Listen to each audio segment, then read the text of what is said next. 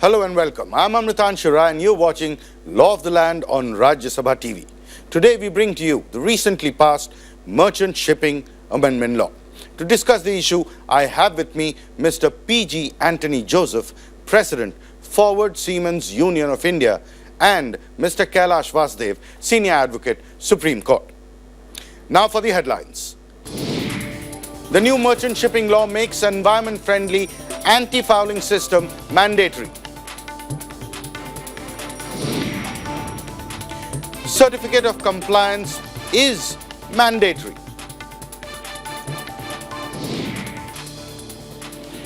Penalty for violation hiked to 15 lakh rupees. All the Indian ships will now have to comply with anti-fouling systems, AFS. It will be mandatory for ships to get a certificate of compliance from Shipping Ministry. The new merchant shipping law passed by both the Houses of Parliament mandates Indian ships adhere to the environment-friendly international norms.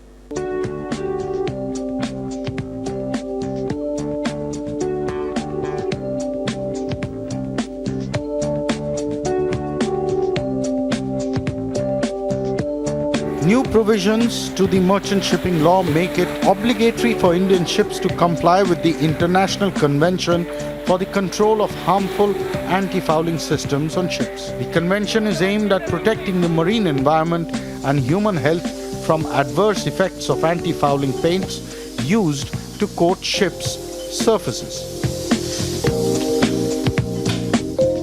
This is, I think, a step in the right direction, and this had to happen. Probably it should have happened even earlier, but it has got delayed since 2011. And the importance is that this is an international convention, which means the Indian ships which are operating in foreign waters and which are trading, going abroad, they in any case have to comply with these norms.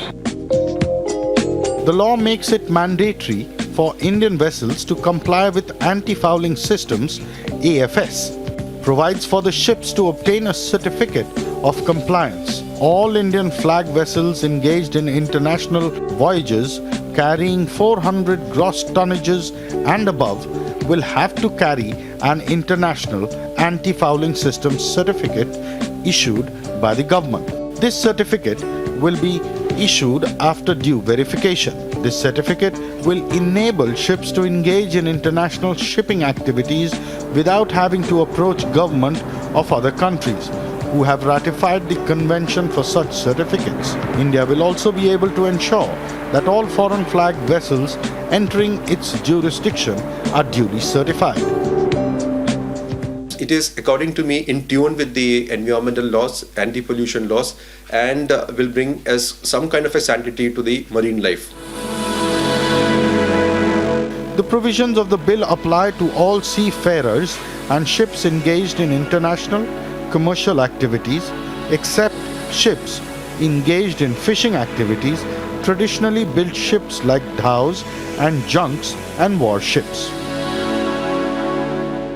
Fishermen communities and manufacturers of small boats want the government to make provisions to protect the domestic shipping sector. As on today, the bill do not have any provisions to protect this sector. With camera person Suresh, Rajkamal Rao, Rajya Sabha TV.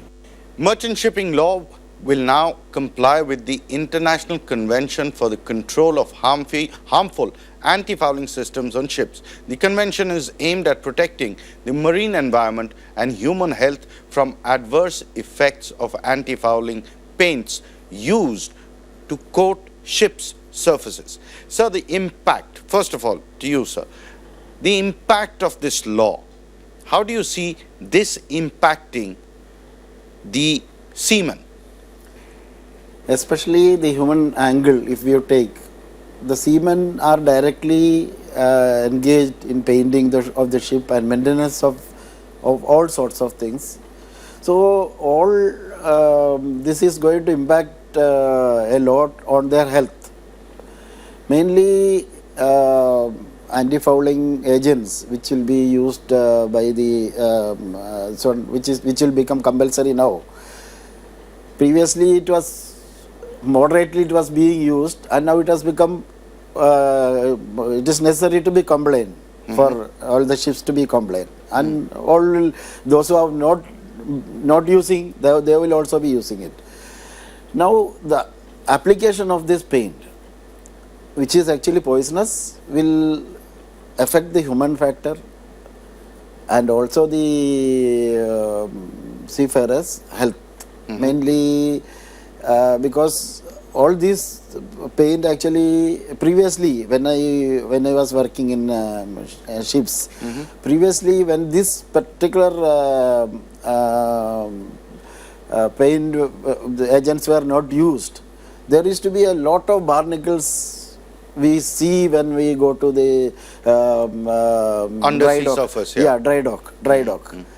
And now this is actually, I am not sure whether this is actually giving a plus point for the ship owners to actually, so that the maintenance, the cost of actually taking out the barnacles would is have been, huge, and they will. So it comes as a more than 6 inches of barnacles used to be. So the less work for the seamen, more benefits for the ship owners. Is that what you're trying to say? No, work concerned now. At that time, the even if more work was there, it was not harmful. Okay. Now in this case, it is harmful. Less work, but harmful. Harmful work. I'll get in Mr. Kailash Vasudev. Sir, do you think too late, too little? Too late and nothing. The reason is, you are just taking care of one very small factor which comes into play in the pollution of the seas. See, in 1983, you brought about the amendments to Part 11 of the Merchant Shipping Act for preventing pollution by oil. You brought in a whole segment of sections, almost 15-20 of them. Please tell me, what is the total fine collected in India for pollution of the seas under this provision? 83, we are in 2015. Correct. 25 years. We've done virtually nothing. You always hear of oil spills. Oil spills in the Goa area are phenomenal. They have been phenomenal off the coast of Bombay. They've been huge outside the coasts of Calcutta. And you take no steps on that one. Today you are bringing a 2001 convention into operation in 2015. And for what? Fouling? Fouling means paint removal, essentially paint removal.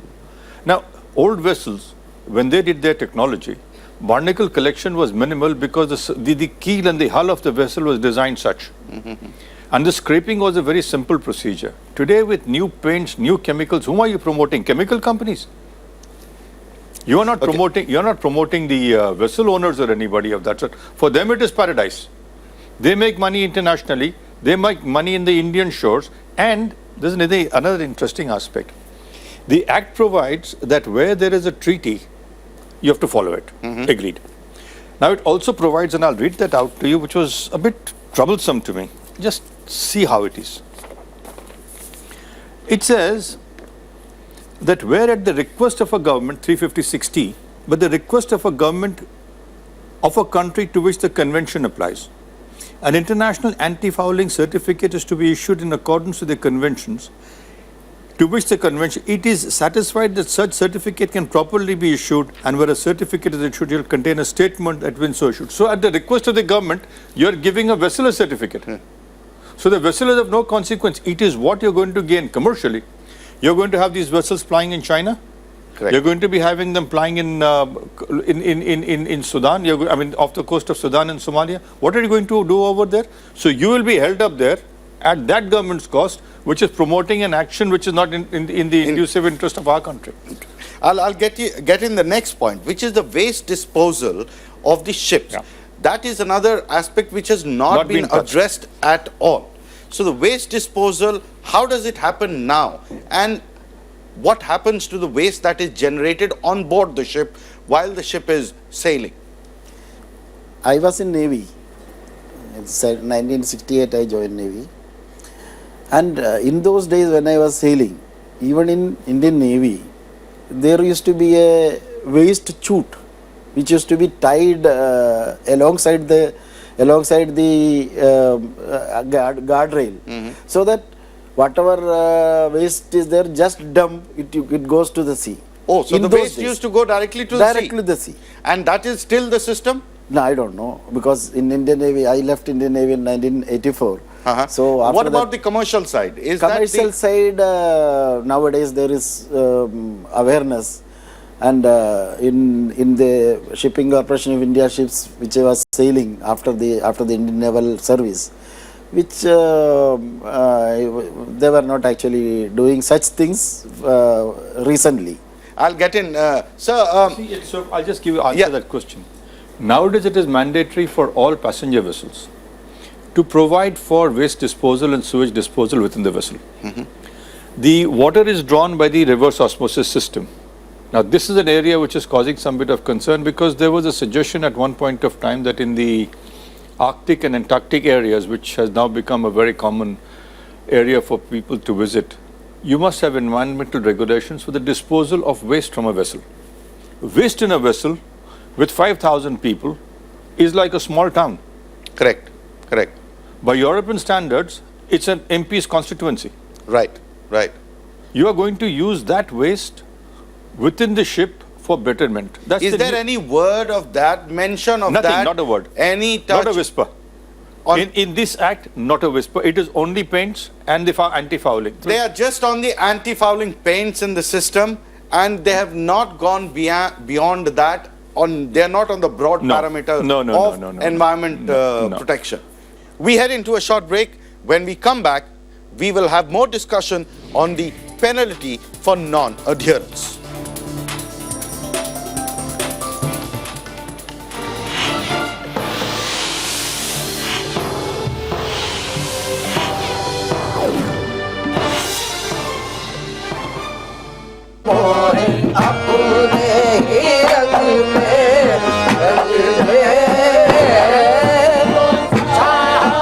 Rajya Sabha TV की इस special report में हम आज आ पहुंचे हैं दिल्ली के कव्वालों की तलाश में।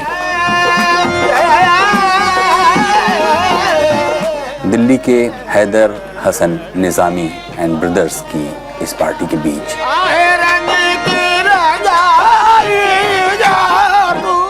कव्वाली क्या है? कव्वाली दरअसल है कौल। कौल जिसको कहते हैं वो जैसे कि बुजुर्गों का कहा हुआ।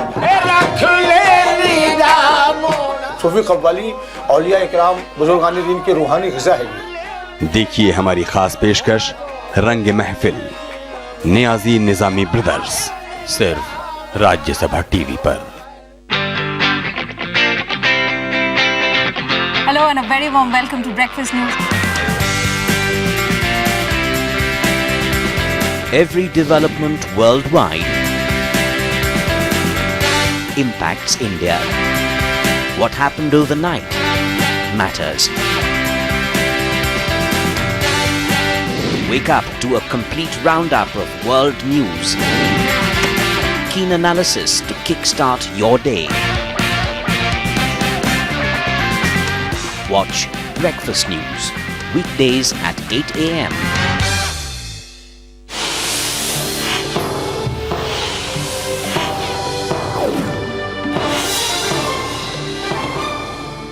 Welcome back. The new law prescribes a penalty of up to 15 lakh rupees for violations. The penalty has been enhanced as per the recommendation of the Parliamentary Standing Committee. The new law allows any officer authorized by DG Shipping to inspect and impose penalties for violating the law.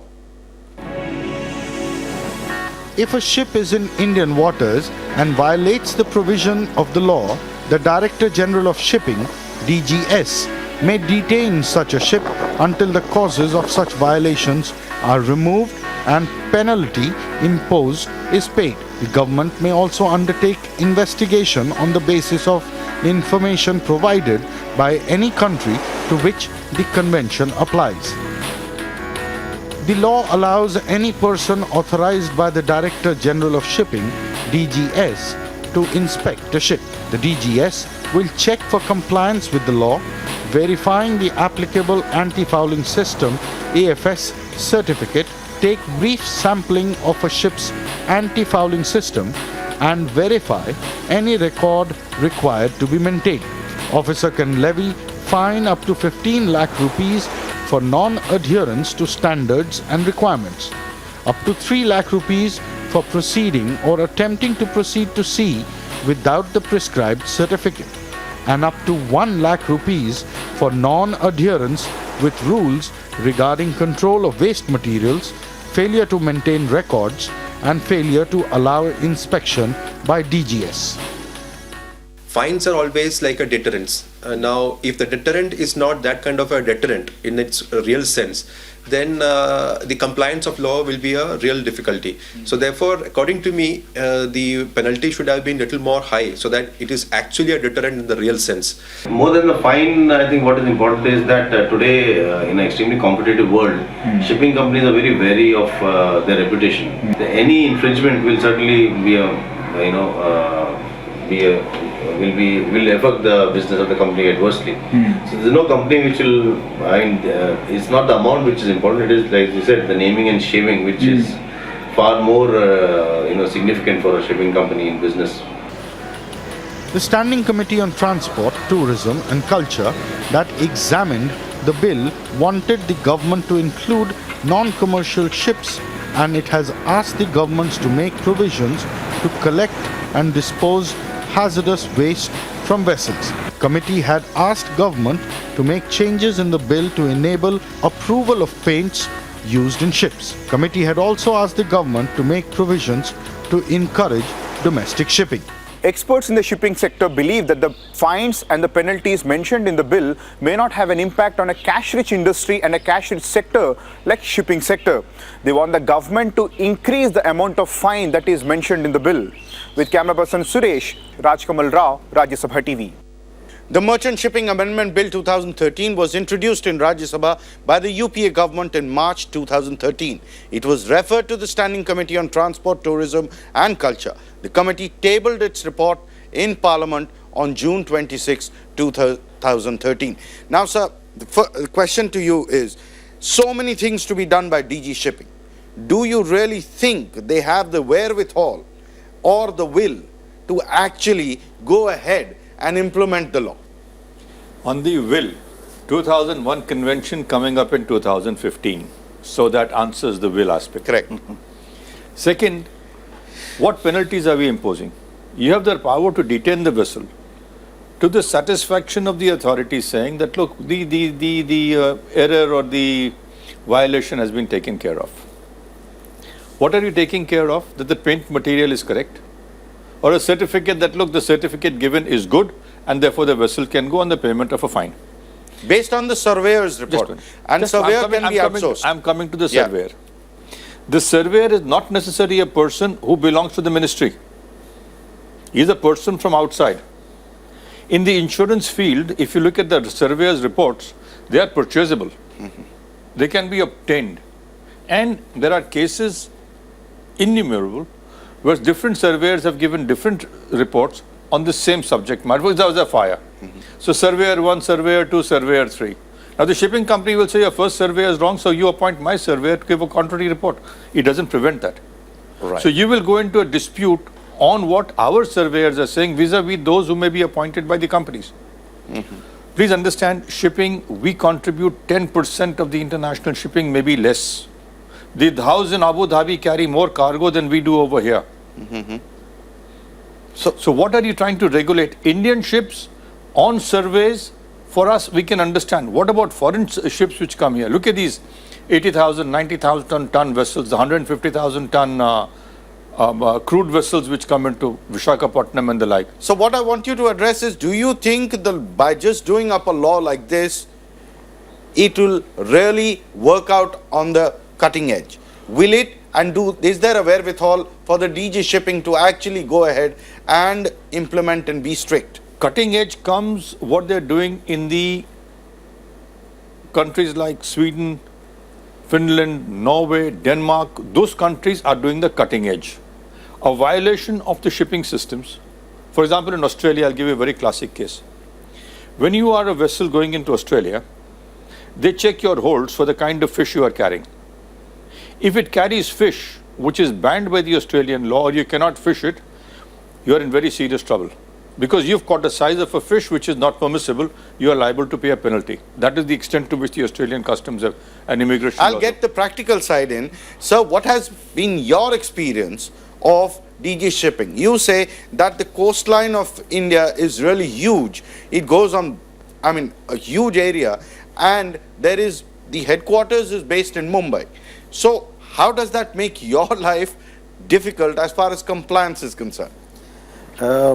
Whether the headquarters is in Mumbai or not, that does not make any difference, because he is having all the facilities like merchant MMDs, surveyors, means his office Everywhere, is there. all across. Yeah, everywhere. Almost all the ports of even minor ports, he has the presence. Uh-huh. The main aspect is the will. I actually agree to Kailash sir. Mainly, if there is a will, then I told you about 141 penalty clauses are there in Merchant Shipping Act. How much money is actually recovered from the... That was the first point he made. Yeah, means I have the Merchant Shipping Act before me. 141, that is since 1958. If you actually law should be made for the, it is necessary to be made, but how to implement it, that is to be seen first. I get it. Sir, on the role of the ship surveyors, you've already touched upon it, but I want you to elaborate more and explain to us, how is it going to? See, earlier it was the DG shipping which was responsible. Correct. Now they have introduced that anyone, DG shipping himself or anyone appointed, nominated by the DG shipping. So, implication of that. See, what should happen is, this should be instantly done. We have a report that the ship has done the fouling. Very good. Stop the vessel, impound it. So this is the penalty I'm charging you. Rectify it. No surveyor, nothing. Let the government authorities do it by themselves. So it is, after, if you hold back a ship for 24 hours more, you are going to cause a lot of loss to the shipping line. Correct. So the first thing we should do is detain the vessel. Moment you start detaining vessels, you will start having instant corrections and implementations of anti-fouling systems. Have you ever come across a detention of a ship, the way sir is here trying to point out? What is the experience on the ground?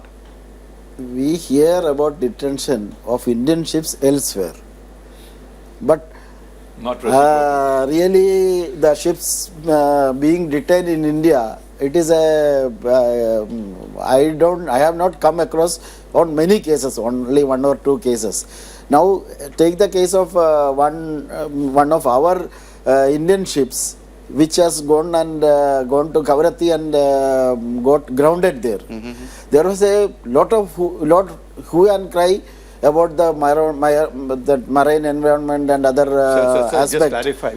Sir, 1 second. Clarify. Kavaratti is in India. Yes. So therefore, otherwise no. Even after some time, this has happened about 3-4 years back. Yes, when it got grounded near.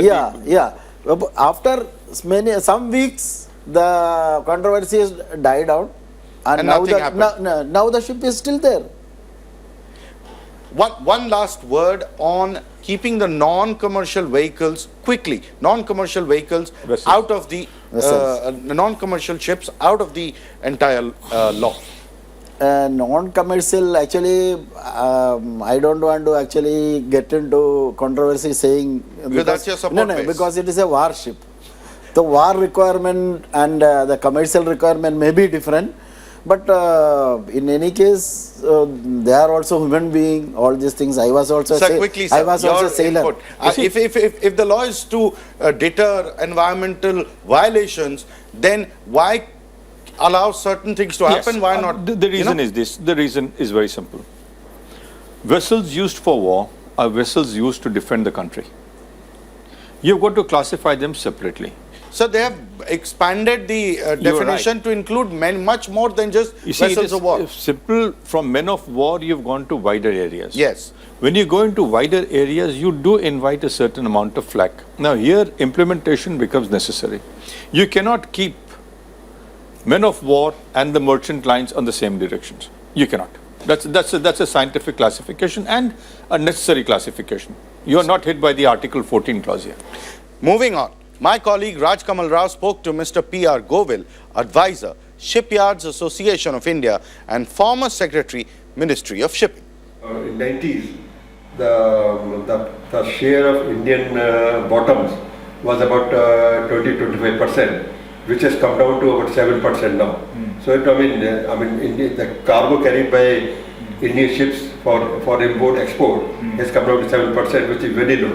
Should be engaged 20-25%. No, ideally 30%, but due to certain reasons, it may be possible because of our commercial agreements and all that. But should be reaching to about 20-25%. That's what I feel. Sir, what is the importance of anti-fouling systems and adherence of these fouling systems for Indian ships? Anti-fouling system is, basically this is to kill the fungi that goes around the ship.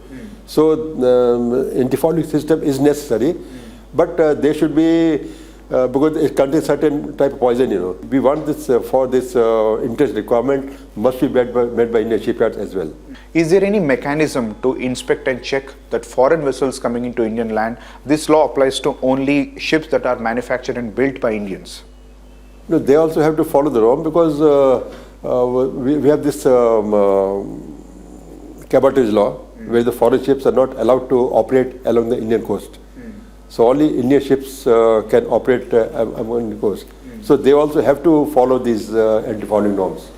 Thank you, sir, for joining us on this discussion. It's time for us to end the show. You can email your suggestions and comments to law.rstv@gmail.com. You can also watch our shows on the RSTV page of YouTube. We'll be back with a new issue and a new episode. Keep watching Rajya Sabha TV.